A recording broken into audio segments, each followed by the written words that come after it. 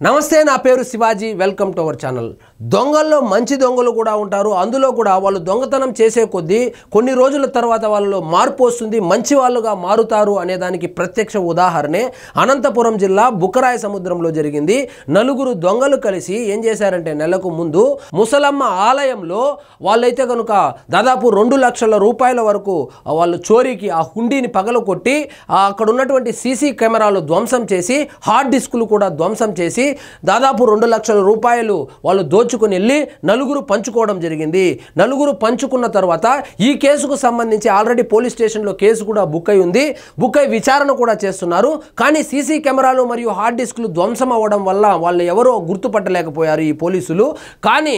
ఒక నెల తరువాత దొంగతనం చేసినటువంటి ఆ నలుగురు ఎవరైతే ఉన్నారో ఆ నలుగురు వ్యక్తుల్లో ఒక వ్యక్తి యొక్క కుమారుడికి ఆరోగ్యం బాలేక హాస్పిటల్లో చేరిస్తే సీరియస్గా ఉండడంతో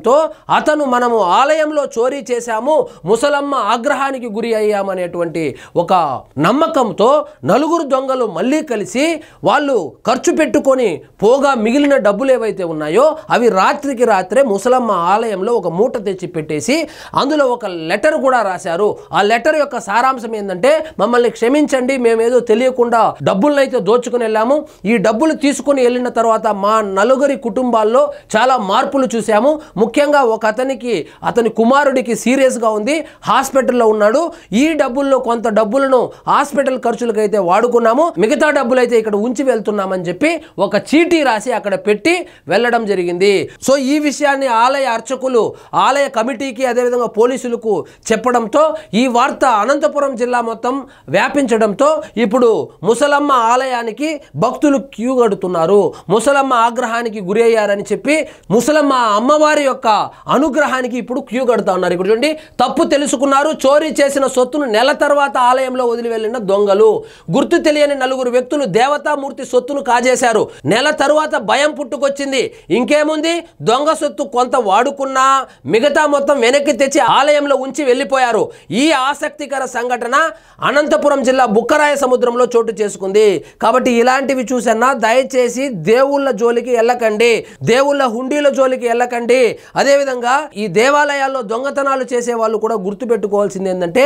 దేవుడి సొత్తు గనుక దోచుకుంటే ఏం జరుగుతుంది అనే దానికి ఇది ప్రత్యక్ష ఉదాహరణ ఎన్నో ఉదాహరణలు చూసాం అయినా కూడా మార్పు రాలేదు కానీ ఈ ఉదాహరణ మాత్రము ఈ దొంగలు ఎవరైతే ఉన్నారో ఈ నలుగురు మార్పు చెంది ఇంకా మీదట దొంగతనం కూడా చేయకూడదు చేస్తే గుళ్ళల్లో అయితే చేయకూడదని డిసైడ్ అయినట్లు కూడా తెలుస్తోంది హుండీలోని నగదు తీసుకొని సీసీ కెమెరాలు హార్డ్ డిస్కులు ధ్వంసం చేశారు అప్పట్లో పోలీసులు కేసు కూడా నమోదు చేశారు గురువారం రాత్రి ఒక మూట గుర్తు తెలియని వ్యక్తులు ఆలయం వద్ద ఉంచి వెళ్లారు శుక్రవారం ఉదయాన్నే ఆలయానికి వచ్చిన అర్చకులు మూటను చూసి ఆలయ ధర్మకర్తలు సుశీలమ్మ సత్యనారాయణ రెడ్డితో పాటు బుక్కరాయ సముద్రం పోలీసులకు సమాచారం ఇచ్చారు మూటను విప్పి చూడగా నగదు బయటపడింది లెక్కించగా 1,80,000 ఉన్నట్లు తేలింది అందులో దొంగలు రాసిన లేఖ వెలుగు చూసింది ఆ లేఖలో ఏముందో చూడండి మేం నలుగురం దొంగతనం చేశాం అమ్మవారి ఆగ్రహానికి గురయ్యాం దొంగతనం వల్ల నా కొడుకు అంటే ఆ దొంగతనం చేసినటువంటి నలుగురు వ్యక్తుల్లో ఒక వ్యక్తి యొక్క కొడుకు సీరియస్గా ఉంది క్షమించమ్మా ఈ డబ్బు కొద్దిగా ఆసుపత్రికి వాడుకున్నాం అని లేఖలో రాసి ఉంది ఈ ఘటన జిల్లాలో చర్చనీయాంశంగా మారింది సో మమ్మల్ని క్షమించండి అని చెప్పి లెటర్ రాసి అక్కడ పెట్టడం జరిగింది సో ముసలమ్మ ఆగ్రహానికి గురయ్యాము నా కొడుకు హాస్పిటల్ పాలయ్యాడని చెప్పి ఆ లేఖలో రాసి ఆ మూటను అక్కడ పెట్టి వెళ్ళిపోయారు సో దేవుడు డబ్బులు తిన్నవాడు ఏదో ఒక రోజు ఖచ్చితంగా వాళ్ళ